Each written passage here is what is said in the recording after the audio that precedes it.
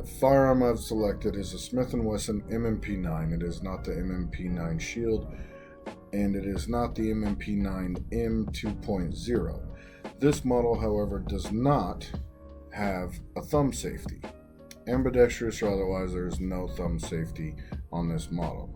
One of the first things we need to do is ensure the firearm is safe to handle.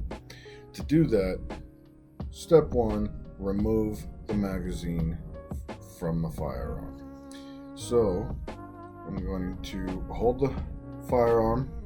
It's a little tricky the way the camera is set up. I'm going to hold the firearm with the muzzle pointed in a safe direction away from me and anyone else. And I'm going to depress. Right here is the magazine release, right where the trigger well meets the frame. So depressing that will allow the magazine to pop out, which I will remove and place here. And with the magazine removed, the next step would be to ensure the chamber itself is clear. To do that, I'm going to use this serrated portion here of the slide, the rear end of the slide, and the slide lock, which is here, directly vertical above the magazine release is the slide lock. So now with the slide lock to the rear, I can visually inspect the chamber to be sure that it is free of obstructions. I'm going to check here, and the barrel itself physically check as well. Now on this firearm, there is this protrusion here on the rear side of the magazine well or the pistol grip. This protrusion is our next step. It is our frame tool. A quarter turn, and then you pull the frame tool out of the pistol grip, the frame, the magazine well. And with the inside the chamber here, you see this little bar sticking out? That is a magazine safety that this specific model came with. That is an option for the series of firearm. This specific firearm actually has that option.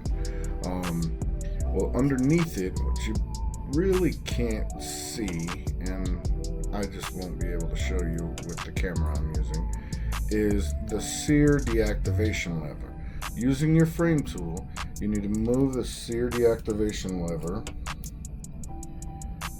The manual says press it down and into the magazine well. Really what you got to do is slide this in there, pull it forward, which will then pivot the sear deactivation lever down and into the magazine well.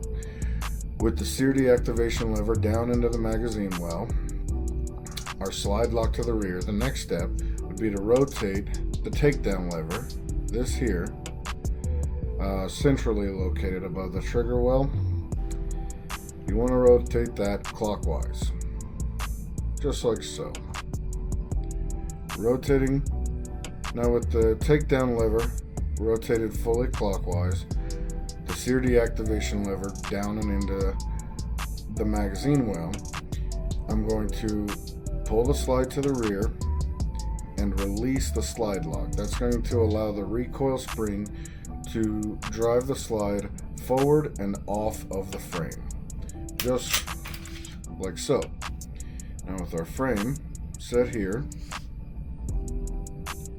I'm going to see here is our slide assembly, the recoil spring.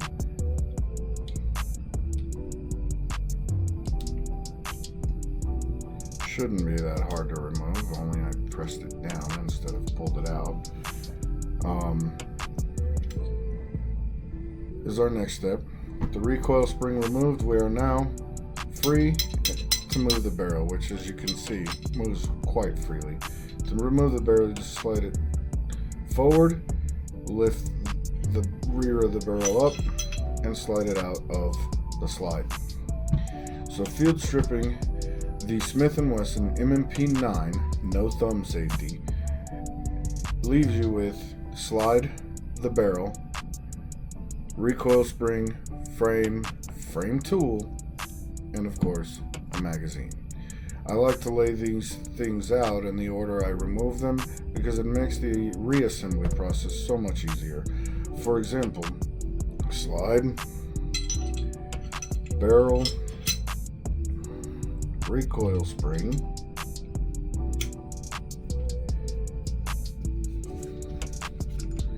slide assembly,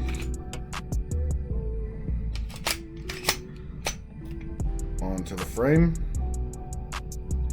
takedown lever released. I want to make sure our sear deactivation lever is up. We can now allow the slide to go forward, return our frame tool, and reinsert the magazine. Thank you.